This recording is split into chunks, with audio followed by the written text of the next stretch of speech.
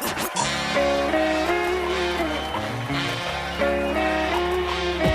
put the boom back in the boom back with pre-bling rap. That Johnny Cash meets BB King rap. Yo, bring that back. Welcome to ADV TV. In this episode, we're going to be changing things up a little bit. We're off motorcycles and we're actually onto a canoe. Al and I got together.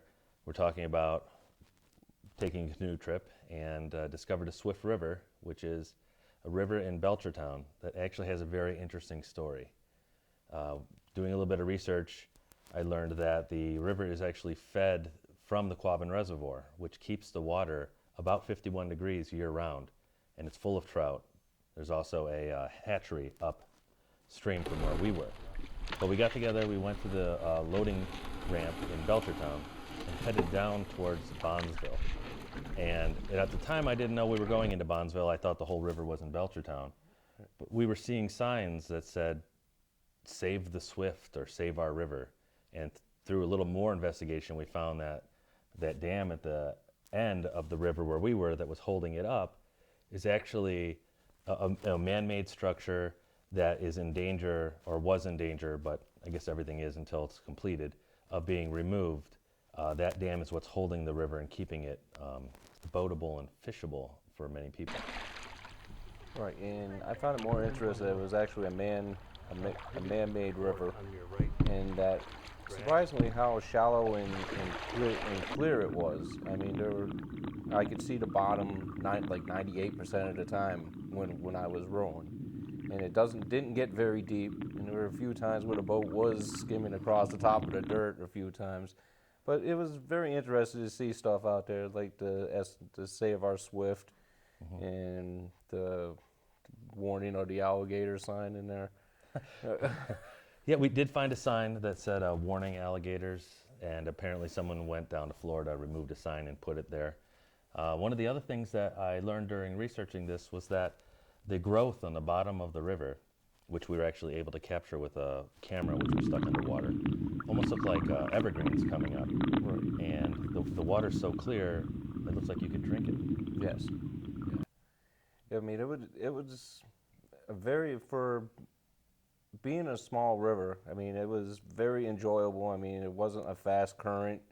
You know, it was easy to navigate back and forth. I mean, not being an experienced canoeer here, I mean, to have to turn around and start going back upriver, it wasn't as rough as I thought it would be, as struggling to fight the current upstream. Absolutely. You can hear the falls when you near them. You can see the elevation drop. Now you're looking at the tops of trees off in the distance, which is a little strange.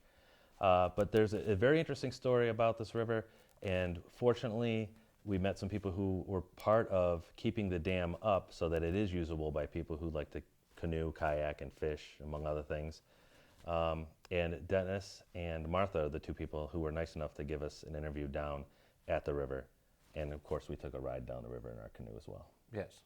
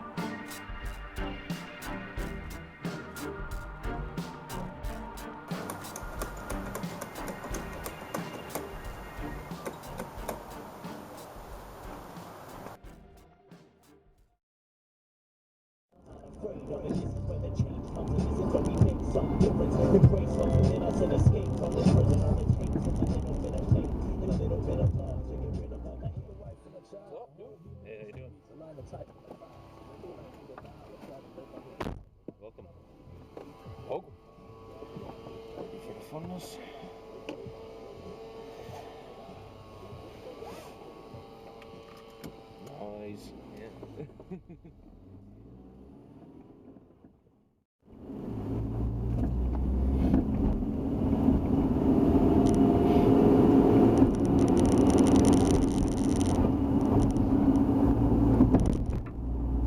to ride the Swift River? Yes. How was it? I mean, did you go? Yeah, I went this morning to bring check it it out. It's only Swift in name. Oh, all right. There's nothing Swift about this river. It's, I want to say just a little bit over a mile from my estimations, from the launching ramp to the dam. Cool. And some fishermen out there. Also, it's not that deep. It's like an oar's length down and less in other spots. And lots of trout in the river. Nice. One of the other things that is going on is that the thing that keeps the Swift River usable for boats is the dam. Yep. At the end. And I guess that there's a not-for-profit that's trying to actually save the dam because the state is going to, or is considering, or has plans to take the dam out. Really? Which would render the river not usable for fishing and on boats, anyways. So you'll see a sign there. So that's a whole another conversation that I got to do a little research on. Yeah.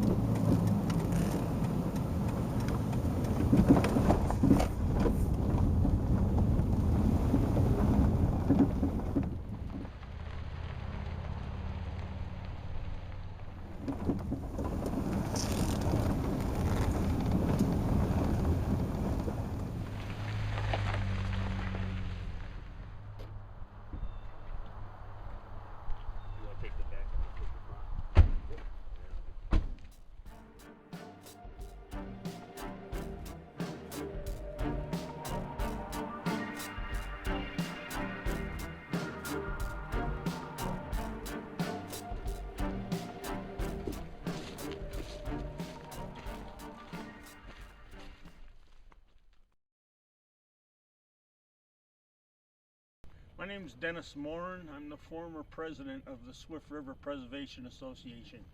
Hi, I'm Martha Knightley, and I am the current president of the organization. We're here to tell you a little bit about the Swift River. If you've been here, you know how beautiful it is, how quiet it is. If you haven't, you should come. It's a wonderful experience.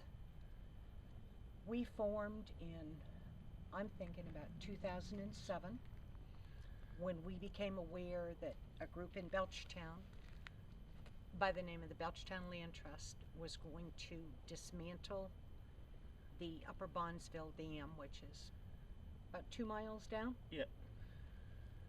From this point.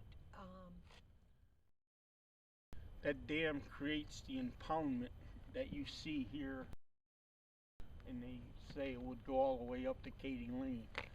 So what you would have if they removed the dam would be like a stream. In doing the studies on what would happen, the river could change directions, there would be land issues. There was a lot of issues, but mainly we were focused on the usage of the dam and the waterway here, and how beautiful it was and how important it was for the town of Belchertown and the surrounding communities, Ware and Palmer, who also abut the properties, would lose by losing this waterway. They had estimated, the people that did the studies had estimated that this river would be about 6 feet wide and 4 to 5 inches deep. A lot of mud flats. Obviously, the damage to the vernal pools and species that we have here, endangered species. So we decided to organize, see if we could convince the Belchertown Land Trust to repair the dam as opposed to dismantle it. They were not in favor of that. We did at one point hire an attorney. We did file a lawsuit that went to land court in Boston. That went on for a number of years. At times it was very cantankerous. But in the end, we were able to work it out. The problem was always the money, and we had small rallies and fundraisers around town, and we did all right. We were able to pay our bills and keep the issue in the forefront of the community. And everyone that came into this parking lot was handed a flyer about this river and how to save it and what we were trying to do. So we formed a small group. It was only about 8 or 10 people. We were granted to be a 501c3. Yep. And in the end, they wouldn't give it to us. We ended up being we wanted it as 501c4 where people could donate and have it tax-free, but we couldn't get that. It was a thing with the IRS. So anyway, we struggled along, again, hitting every meeting we could with the conservation commissions and anybody who would listen to us. When boards of selectmen,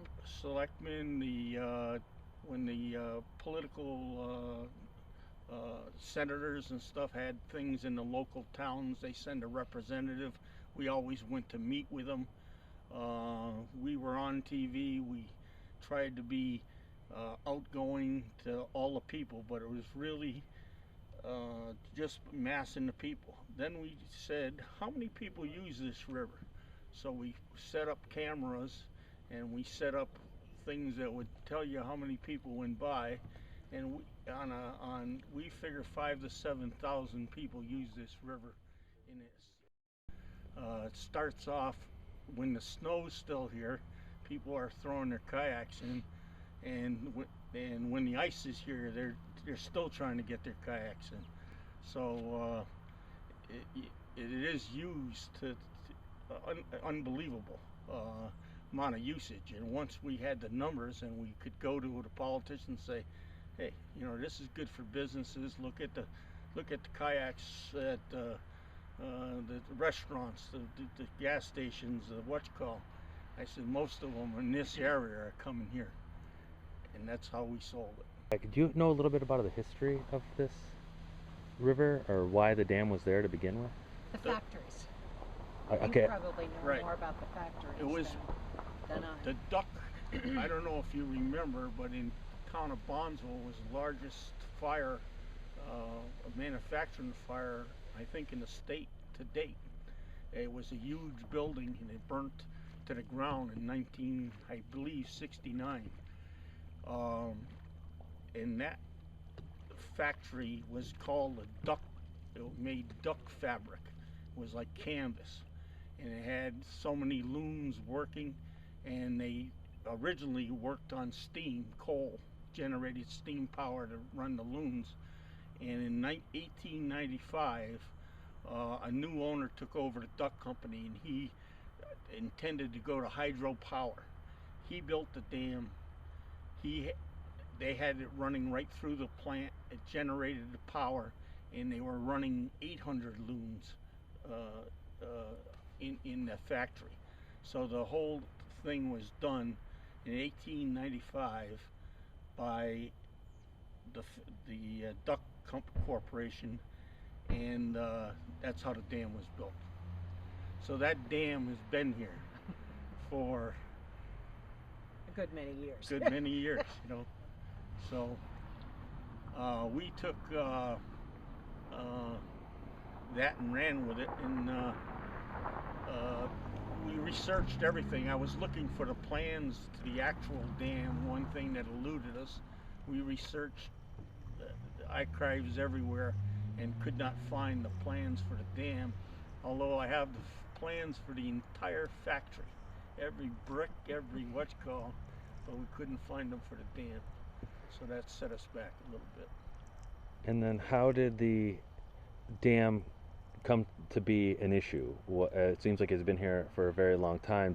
Who discovered The it? Office of Dam Safety, at some point back in time, whoever owned it just walked away from it. There were back taxes that were done, no repairs had been done on it. And this goes back to 1969 when the yeah. factory burnt. So the Office of Dam Safety did an inspection, said the dam is unsafe, needs repairs, and at that point the Belchertown Land Trust owned it, and they did not want to repair the dam. They did not want to be in the dam business. That's their quote. Yeah. And they wanted it down. We just knew we couldn't let that happen. You've been out here, you know why. And that's basically the story. A small group of people getting together, getting very political, raising awareness to all the people who use the dam, having them write letters. We have groups here from Connecticut. You know, I've seen plates from all over the country on this river, and a lot of groups, paddling groups, come here. Yeah. It's just too beautiful an area to let it go.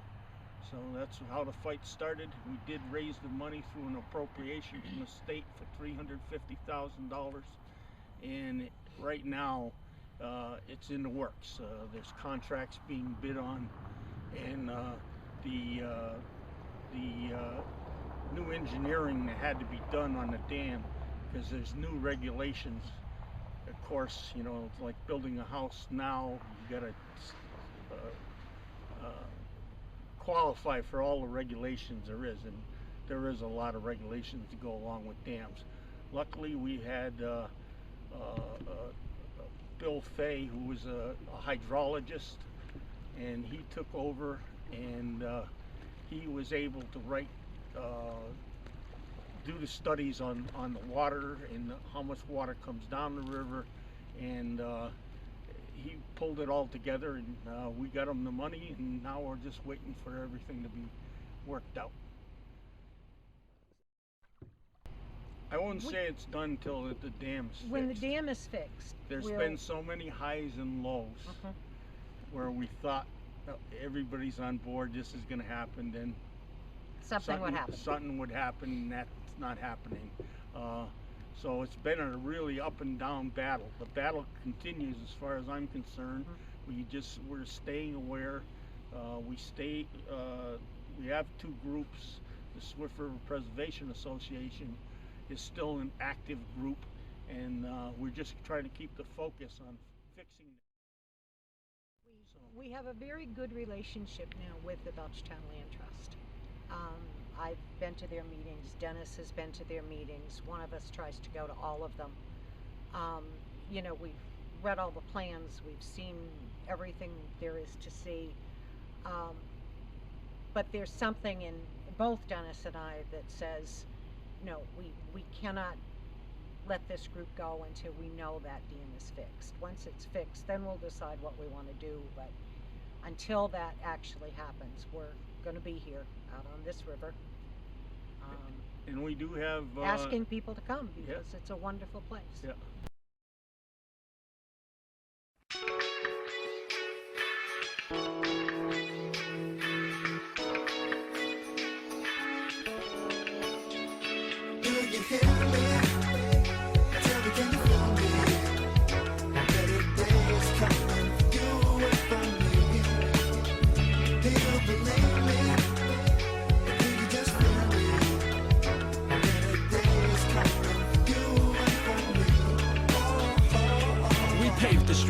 Walk between us, we paid for these. Lock the doors and teach our kids to be neighborly. Build a fence to delineate A from B. We work 6 days, come home and rake the leaves. They wanna save the trees and free Tibet. If only they could see, perceive the threat we face at home. If only we could let this make-believe cease and take the deepest breath. There's an unseen sickness in the air of despair. Terror-ridden homes was prone to welfare. Compared to the plush comforts of elsewhere. Tend to the suburbs, pretending we care. I swear to live my life in a positive light and honor my insight as long as my pen writes. Invite the whole world to be free. Reality, not just based on TV. You hear me? But do you hear me? Tell me, do you feel me? Tell me, do you feel me? The day is coming, you and for me, you and me. Do you hear me? Tell me, can you feel me? Better day is coming, you and for me. Do you believe me? Do you just feel me? Better day is coming, you and for me. I feel concerned and anxiety. Your life burns inside of me. Turn your head and earn your salary. It's all just lies to me. We encourage you to listen to the truth, deeply rooted in the mind. Remove the illusion through the view of the blind. Very few within the movement who abuse the divine will improve the design in all due time. But if we sow these seeds, so these trees can blossom, grow these leaves and deep-seated roots. And if we carefully plan to live and care for the land and always share what we can eat the fruit. And when they tell us their lies and their clever disguises, we sever the ties and never be confused. And when we have to decide to rise and gather the tribes, no matter the price, we will speak the truth.